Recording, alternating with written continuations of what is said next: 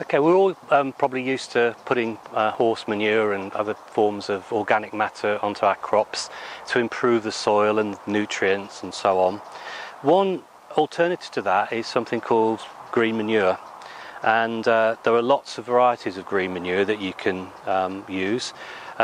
We've done a little bit of an experiment with different kinds here just for demonstration purposes.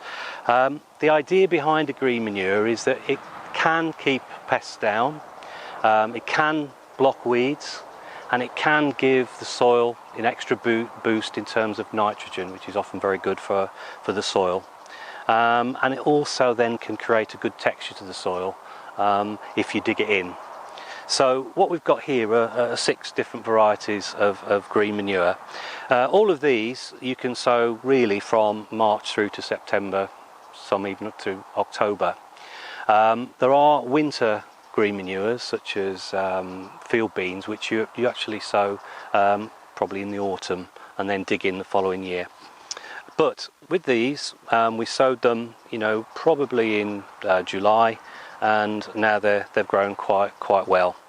And this one is called Phacelia, and it actually produces some lovely flowers and perfect for bees and pollinators. This is a great weed suppressant, and it's also good for digging in and making sure that the weeds don't grow. So if you've got a sort of vacant area that you want to really improve the quality of the soil, put some of these down. They're very easy to sow. You can just simply spread them in and then cover them with a bit of compost or soil, and they'll come up very quickly and quite easily. So that's Phacelia. This one here, this is buckwheat, and this is a great one for blocking weeds. Over here we've got Caliante mustard.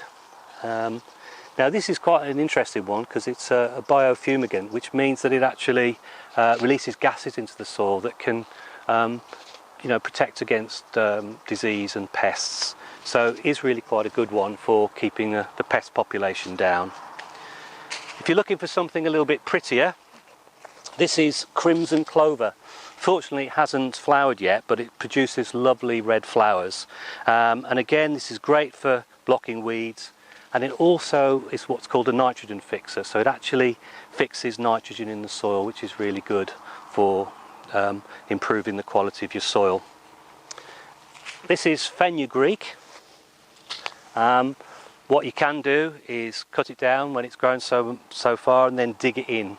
You probably want to dig some of this back into the soil 2 or 3 weeks before you actually start sowing. But great for improving the quality of your soil, the texture of your soil and the nutrients in your soil. And this one looks like grass. Well, it is. This one is actually called Hungarian ryegrass. And again, it's a weed suppressant, and you can dig it into the soil. So 6 particular varieties here, which is well worth giving a go to, and an easier way of improving your soil sometimes than putting in lots of manure. You can leave it to grow and then dig it in when you need to, and improve your soil tremendously.